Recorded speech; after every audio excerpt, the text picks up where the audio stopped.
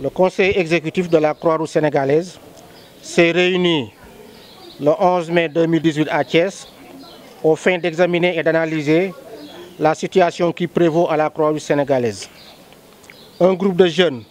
de volontaires, de secouristes et de responsables de camaraderie à Pikine, sous la conduite de M. Ousseynou Badio, ont de par leur agissement jeté le discrédit sur notre institution et sur ses plus hautes autorités, en les accusant de faux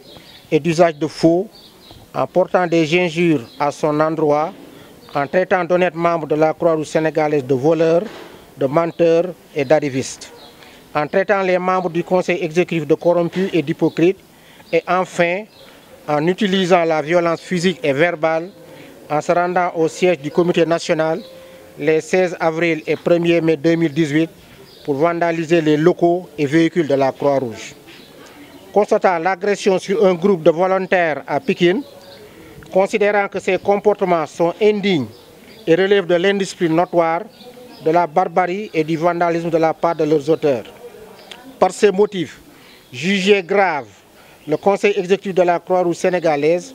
décide de prendre des mesures disciplinaires, notamment la radiation et la suspension des personnes impliquées, soit 28 personnes pour la radiation et 24 personnes pour la suspension de toutes les activités de la Croix-Rouge sénégalaise et sur l'étendue du territoire national. Le Conseil a voté à la majorité de ses membres présents, soit 40 personnes favorables aux sanctions, 2 contre et 2 abstentions. Fait à Thiès le 11 mai 2018. waa kay jërëjëf man maay Bassirou Seck premier vice-président de la Croix-Rouge donc dama leen di jàngatal li nga xam ni tey moo génn ci réunion conseil exécutif extraordinaire bi nga xam ne dañ ko tenir tey ci Thiès. dañoo seetlu ni dafa am ay groupe bu xale ay volontaires ay secouristes ak responsable yu camaraderie yu Pikine yoo xam ne Ousseynou Badio moo leen jiite li nga xam daal li ñuy def ñu ngi yàq deru Croix-Rouge ak ñi nga xam ne ñoo ko jiite. ñu ngi leen di accuser de faux ak usage de faux di leen saaga di aussi di xas ay honnêtes citoyens yi nga xam ne Croix-Rouge rek la ñuy liggéeyal leen traité ni dañuy sàcc du ñu wax dëgg te aussi dañuy njublang. saaga tamit bu membre du conseil exécutif bi nga xam ni wax leen ni dañ leen a jënd te aussi ay naafeq lañu ba pare ñoom tamit ñuy utiliser doole physique ak ci wax yëpp ba dem siège Croix-Rouge bi weer wi avril amee fukk fan ak juróom-benn ak bi weer mai bi amee 1er dem yàq locaux yi Croix-Rouge bind fa ak ci oto yi nga xam ne yëpp ñoo fa nekkoon.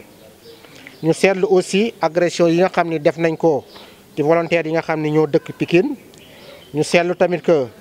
comportement bi nga xam ne ñoom moom la ñu am àndul ak li nga xam ni moom la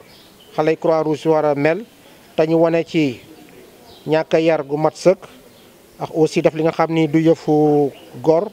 ak aussi yëfu doole ji nga xam ni day gaañaate. loolu moo tax bi ñu seetoon loolu li nga xam ni lu ëpp maanaa la conseil exécutif bi daal jël na ay décisions yi nga xam ni ci mesure disciplinaire pour yar leen te loolu moo tax ñu ni dañuy ñaan pour ñu faase ñenn ñi ci Croix-Rouge ñenn ñi aussi ñu suspendre leen